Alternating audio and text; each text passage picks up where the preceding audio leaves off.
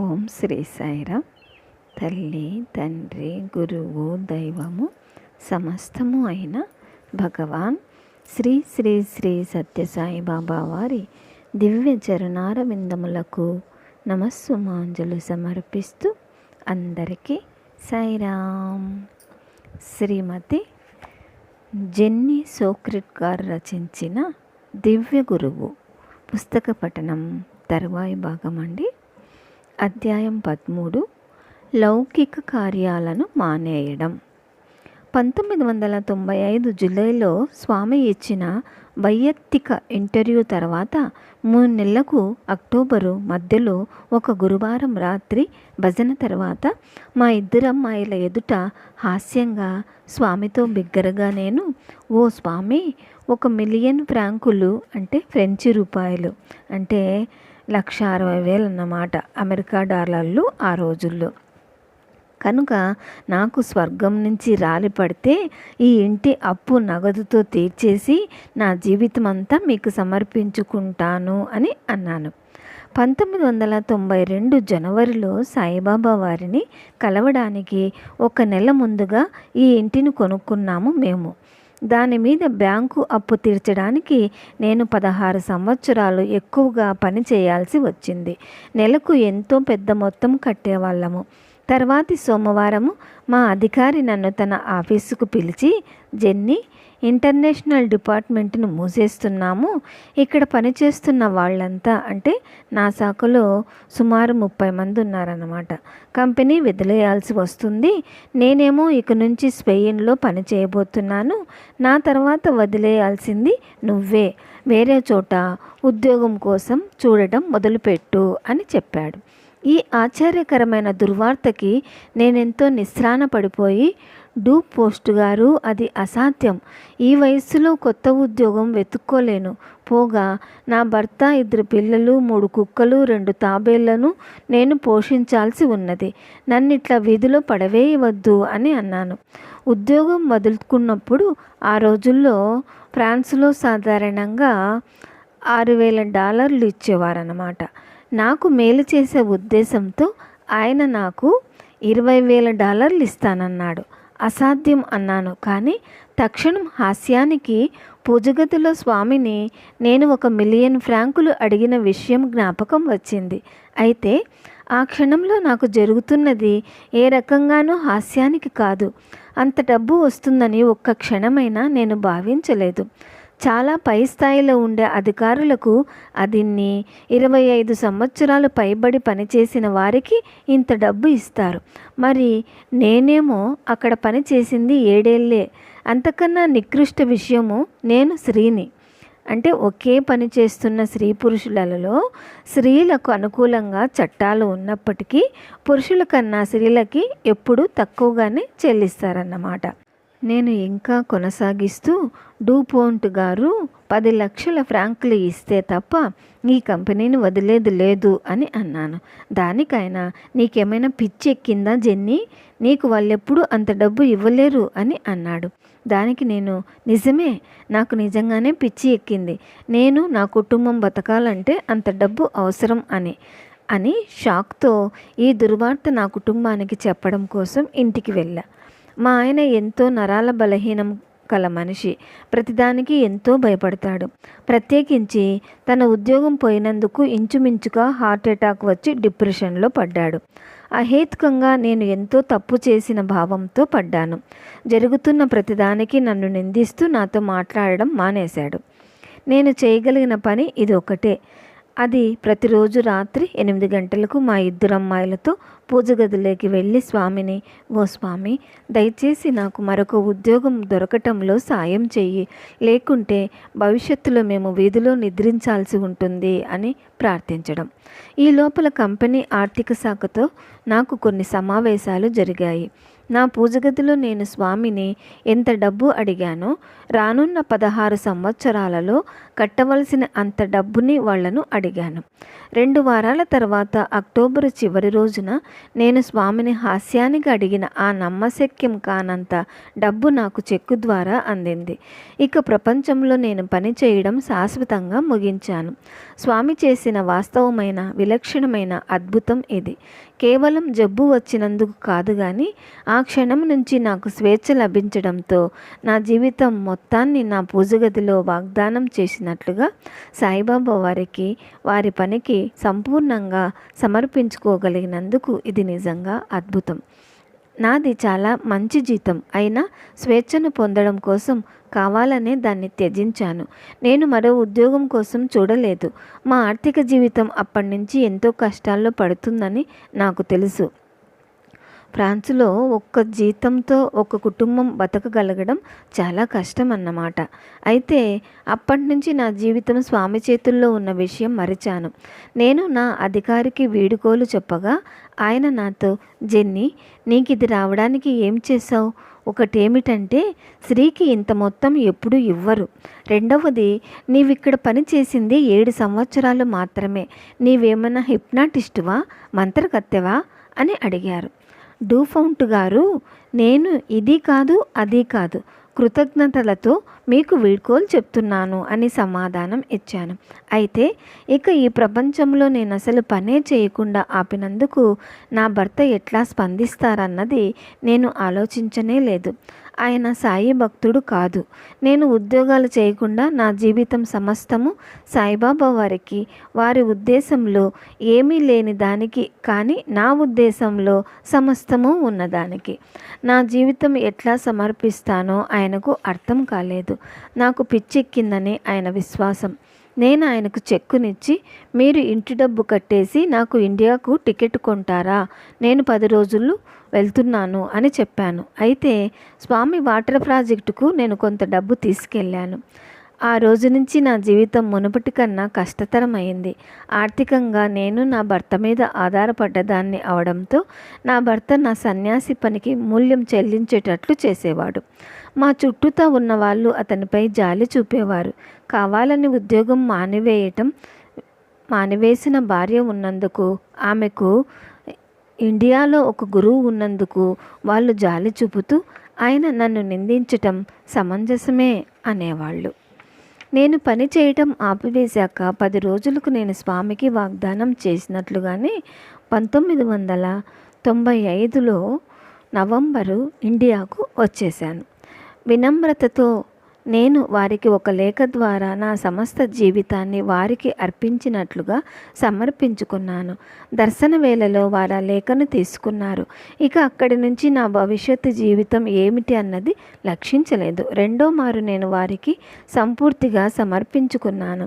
స్వామి 70వ జన్మదినపు ఏర్పాట్లు జరుగుతున్నప్పుడు నేను పుట్టపర్తికి చేరుకున్నాను. జన్మదిన ఉపన్యాసంలో వారు, నీవు ఆనందాన్ని అనుభవించినప్పుడు దాన్ని ఇతరులతో పంచుకోవాలి. నీవు నేర్చుకున్న మంచి విషయాలన్నింటినీ ఇతరులతో పంచుకోవాలి. ఇది నీ ప్రాథమిక కర్తవ్యం. నీకు ఎంతగా ఇస్తే అంతగా నీ మంచి అడగబడుతుంది అని వారు అన్నారు. ఈ సందేశాలు కాంతి కిరణాల్లా నా హృదయంలోకి ప్రవేశించాయి. ఈ మాటలు నా కోసమే. స్వామి సమస్తాన్ని ప్లేట్లో పెట్టి నా అంతరంగంలో, ఓ అమ్మాయి, అది ఇదే, ఇక మాట్లాడు అని అన్నారు. దానికి నేను, కానీ స్వామి, నేను అట్లాంటిది ఎన్నడూ చేయలేదు. మాట్లాడడానికి నాకు గొంతు లేదు. జనం ముందు నా నోరు తెరవలేను అని అన్నాను. దానికి వారు, చెప్పడానికి నీకు నేను మాటలు ఇస్తాను అని అన్నారు. పుట్టపర్తిలో స్వామివారి 70వ జన్మదినం సందర్భంలో ఉపన్యాసాలు అట్లా మొదలయ్యాయి. అవును, నిజం. నిరంతర అనుగ్రహ ప్రవాహాన్ని వారు ఇచ్చారు. కానీ వారు నన్ను చేయమంటున్నది నాకు పూర్తిగా అసాధ్యమనిపిస్తోంది. ఉపన్యాసాలు ఇవ్వటం నాకు బొత్తిగా లేని శక్తి ఇది. చెవిటి మూగువాని వడలే ఉపన్యసించమనడం లాంటిది. కానీ మనం కర్తలం కాదన్న విషయం నేనెప్పుడో మరిచాను. మెల్లిమెల్లిగా నేను ఎక్కడున్నా సాయిబాబా వారి భక్తురాలిగా నా కథనాలను వినాలనుకున్న జనాలను పోగు చేసుకోవడం మొదలుపెట్టాను. ఇది ఎట్లా చేశానో నాకు తెలియదు. ఒక సాయంత్రం దాకా ఏం జరుగుతుందో నాకు మొదట్లో తెలియలేదు. ఒక అర్జెంటీనా మహిళ నా పక్కన అనేక భక్తులు కూర్చొని ఉండగా నా ఎదుట ఆగి, ఏమండి, మీరు ఉపన్యాసాలు ఇస్తున్నారా అని అడిగింది. ఏమిటి, నేను ఉపన్యాసాలు ఇవ్వడమా? ఎన్నడూ ఇవ్వలేదే, జనంతో మాట్లాడటం నాకు తెలియదే అని అన్నాను. ఆ క్షణం నుంచి నేను ఎక్కడ ఉన్నా ప్రతిరోజు నా చుట్టూ ఉండే గుంపులను గురించి స్పృహ నాకు ఉండేది. స్వామి దర్శనం కోసం రావటానికి ముందర వరుసల్లో ఉన్న మరేం చేస్తున్నా విమానాల్లో ప్రయాణిస్తున్నప్పుడు కూడా సాయి భక్తులైన వాళ్ళు కాని వాళ్ళు కూడా నా నుంచి సాయిబాబా వారిని గురించి వినటం కోసం నా దగ్గరకు వచ్చేవాళ్ళు. రోజుకు 2-3 సార్లు వేరే వేరే జనం వచ్చి నన్ను కలిసేవారు. చివరిగా నేను తినే చోట కూడా జనమంతా నా చుట్టూతా ముగేవారు. నా టేబుల్ మాత్రం నా కోసం ఎదురు చూస్తూ ఖాళీగా ఉండేది. నేను కూర్చోగానే జనం వచ్చేవాళ్ళు, ఉపన్యాసాలు మొదలయ్యేవి. అయితే ఇది ఆయన పనే కానీ నా పని కాదనుకోండి. సాధారణంగా ఆయన నా దగ్గరకు మొదటిసారిగా వస్తున్న వాళ్ళనో లేక అప్పుడే వదిలిపెట్టి వెళుతున్న వారినో పంపించేవారు. అంటే తర్వాత అనేక వయస్సుల వారు కష్టాల్లో మునిగి నా దగ్గరికి వచ్చేవాళ్ళన్నమాట.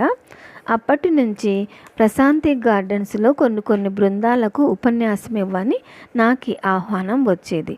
ఈ గ్రూపులు అనేక దేశాల వాళ్ళు, 20 మందో లేక 40 మందో ఉండేవాళ్ళు. నేను వీళ్ళందరితోనూ ఇంగ్లీష్లోనే కాక లాటిన్ అమెరికన్ గ్రూపులకు స్పానిష్ భాషలోను, ఫ్రెంచి గ్రూపులకు ఫ్రెంచి భాషలోనూ మాట్లాడేదాన్ని. విదేశాల్లో నేను 400 నుంచి 500 మందికి దాకా ఉపన్యాసం ఇవ్వడం జరిగింది. 10 మందికి ఇచ్చిన 500 మందికి ఉపన్యాసం ఇచ్చిన సభాకంపం ఒక్కటే సుమా. భయపడడం అంటే అహంకారం.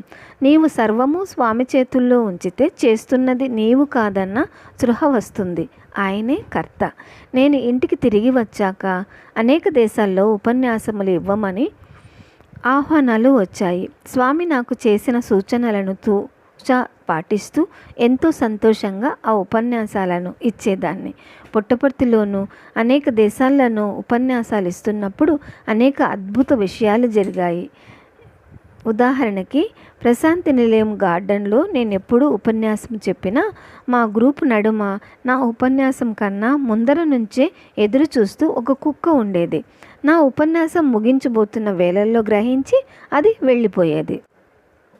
తర్వాత ఆ కుక్కే కాకుండా అనేక మార్లు ఒక వృద్ధుడైన ఇండియన్ మనిషి లేక చాలా వృద్ధురాలైన ఒక మహిళ వినడం కోసం మా గ్రూప్ మధ్యలో నిలబడేవారు. నా దగ్గర ఉన్న ఫోటోలను ఆ గ్రూపుకు చూపించమని తెలుగులో అడిగేవారు. నా అంతరాంతరాలలో స్వామి ఏ రూపంతోనైనా మా మధ్యకు రావచ్చని నాకు తెలుసు. జనం కూడా దీనికి అంగీకరించేవారు. ప్రతి ఉపన్యాసం తర్వాత దర్శనంలో స్వామి ఒక చిరునవ్వుతోనో ఒక గాఢమైన చూపుతోనో చేతులు ఎత్తుతూ ఎప్పుడూ నన్ను ఆశీర్వదించేవారు. ఇంతేకాకుండా ఉపన్యాసానికి వెళ్ళడానికి ముందు కూడా స్వామి దర్శనంలో ఇట్లాగే చేసేవారు. అంటే అభయం ఇచ్చినట్లుగా అన్నమాట. ఉపన్యసించడానికి విదేశాలకు వెళుతున్న ప్రతిసారి స్వామి చేసే ఏదో ఒక మహిమను చూసి అనుభవించేదాన్ని. గత 12 సంవత్సరాల్లో అనేక రకాల గ్రూపులకు వినమ్రంగా ఉపన్యాసాలు చెబుతూ అనేక దేశాలు పర్యటించాను. నా వరకైతే జనంతో ఈ సంబంధాలు కలగడమే స్వామి చేసిన మొదటి మిరాకిల్. ఈ లోపల ఫ్రెంచి కోఆర్డినేటర్ అయిన శ్రీ పిల్లెట్ విల్ గారి నుంచి నాకు రాతపూర్వకంగా అనుమతి వచ్చింది. అయితే దురదృష్టవశాత్తు వారు ఇప్పుడు లేరు. నాకు ఇందూలాల్ షా గారి నుంచి కూడా అనుమతి వచ్చింది. మా కోఆర్డినేటర్ నుంచి వారికి లేఖ అందాక ఫోన్ ద్వారా వారిచ్చారన్నమాట. అయితే ముఖ్యమైన అనుమతి నాకు స్వామే స్వయంగా ఇచ్చారు. వారు నాకు ఇచ్చిన 3 ఇంటర్వ్యూల ద్వారా నా ఉపన్యాసాల ద్వారా ఆశీర్వదించారు. 2 గ్రూపు ఇంటర్వ్యూలలోనూ చివరగా ఇచ్చిన ప్రైవేటు ఇంటర్వ్యూలలోనూ తమ దివ్యహస్తాలను ఉంచడం ద్వారా తమ ఆశీస్సులను తెలిపారు. నేనెవరిని అడగకుండానే 1996లో నన్ను చాలా ముఖ్య వక్తులలో ఉంచారు. అంటే విఐపులలో మాదిరన్నమాట. అయితే మా దేశపు కోఆర్డినేటర్ రాసినట్లుగా చెప్పిన లేఖను అక్కడ చూపించాను అనుకోండి. ఈ అన్ని అనుమతులు ఉన్నా కూడా నాకు అనేక సమస్యలు, ముగింపు లేని సమస్యలు కలిగేవి. అందువల్ల నేను స్వామిని చాలాసార్లు, స్వామి నేను ఉపన్యాసాలు మానివేయడమే నీ సంకల్పమైతే నేను తక్షణమే వాటిని వదిలేస్తాను అని అనేదాన్ని. కానీ నేను ఇట్లా అనడం ముగియగానే ఎక్కడి నుంచో జనము తమ దేశానికి ఉపన్యాసం చెప్పమనో తమ గ్రూపుకు ఉపన్యాసం చెప్పమనో పిలిచేవాళ్ళు. అయితే ఇదంతా క్రీడలో ఒక భాగం అనుకోండి. స్వామి అంటారు కదా, జీవితమే ఒక క్రీడ, దాన్ని ఆడు అని. నీవు సాయిబాబా వారికి సర్వసమర్పణం చేసుకున్నప్పుడు నీవు కర్తవు కాదని, దేనిపైన నీకు అధికారం కానీ నియంత్రణ కానీ లేదని తెలుసుకుంటావు. గంగానది జలాల మీద నీవు ఒక హరితపత్రానివి అయి అప్రయత్నంగా ఆ జలాలు ఎక్కడికి తీసుకుని వెడితే అక్కడికి వెళతావు. ఇక నుంచి నీ జీవన వ్యాపారం నీది కాదు, ఇది భగవంతుని పని మాత్రమే. నేను పూర్తిగా నా భర్త మీద ఆర్థికంగా ఆధారపడి ఉన్నదాన్ని ఇప్పుడు. అయినా ఉపన్యాసాలు ఇవ్వడానికి నేను ఎక్కడికి పోవాలన్నా ఆయనే ఉచిత టికెట్లను తెచ్చి ఇస్తున్నాడు. అంటే 10% అసలు టికెట్ ఖరీదులో చెల్లిస్తే చాలు. కానీ పర్యటనలో ఖర్చులకు గాను మాత్రం 1 సెంటు కూడా ఇవ్వడు. నా దగ్గర ఖర్చులకు సరిపడా డబ్బులు ఉన్నదానిలాగానే నేను వెళ్తుండేదాన్ని. అనేక మార్లు నేను $50 $100 దక్షిణ అమెరికా వంటి దూర ప్రాంతాలకు వెళ్ళేదాన్ని. ఆ డబ్బు విమానాశ్రయం టాక్సీలకు సరిపోయేది. కానీ స్వామి నన్నెప్పుడూ పట్టించుకోకుండా ఉండలేదు. ప్రయాణం మొదలైనప్పటి నుంచి ముగిసేదాకా వారు సర్వ విషయాలు చూసుకునేవారు. నేను ఒక గదికి కూడా డబ్బు ఇచ్చుకునే స్థితిలో ఉండేదాన్ని కాదు. కాబట్టి నన్ను ఆహ్వానించిన భక్తులే నాకు ఆశ్రయము ఇవ్వాల్సి వచ్చేది. ప్రతి ఉపన్యాసం అయ్యాక నేనే ఏ భాషలో మాట్లాడినా, అది ఇంగ్లీషో ఫ్రెంచో స్పానిషో ఏదైనా కానివ్వండి, ఆ భాషలో నాకు పట్టు లేకపోయినప్పటికీ ఈ అడ్డంకులున్న స్వామి సందేశం జనం గుండెల్లోకి చక్కగా పోయేది. స్పానిష్ నా మాతృభాష అయినప్పటికీ 38 సంవత్సరాలుగా ఫ్రాన్స్లో నివసిస్తున్నందువల్ల అనేక శబ్దాలు మర్చిపోయాను. నేను ఈ భాషల్లో కాక వేరే భాష ఉందే, అదే హృదయ భాష, దాంతో మాట్లాడుతున్నానని గ్రహించినాను. నా ఉపన్యాస విషయంలో మరొక ఆశ్చర్యకరమైన అంశం ఉంది. నేను ఉపన్యాసాలు ఇవ్వడం కొనసాగించాలని స్వామి నిర్ణయించారు. కానీ నేనెవరో తెలియకుండా మాత్రం నిరోధించారు.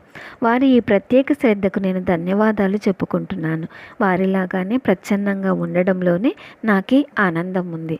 అంటే ఈ పుస్తకం వల్ల మరుగున ఉండడానికి అవకాశం లేకపోయినప్పటికీ అది స్వామి ఆడే మరో ఆట అన్నమాట. ఓం శ్రీ సాయిరాం. తర్వాయి భాగం వచ్చే వారం విందామండి. జై బోలో భగవాన్ శ్రీ సత్య సాయి బాబాజీకి జై. సమస్త లోకాః సుఖినో భవంతు. ఓం శాంతి శాంతి శాంతి. అందరికీ సాయిరాం.